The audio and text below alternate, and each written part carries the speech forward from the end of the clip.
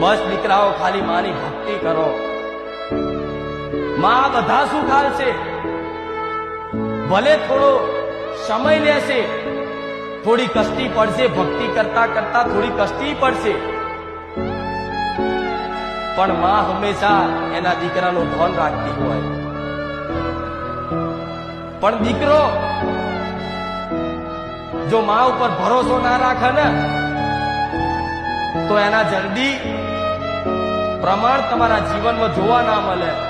પણ જે દીકરાને એવો વિશ્વાસ થઈ ગયો હોય કે જો મારે જ આ ધામમાં સોલંકી પેઢીની બહુચર મેળની માં આવી છે તો અમારા ઘેર બેઠેલી મહાકાળી કેમ નહીં,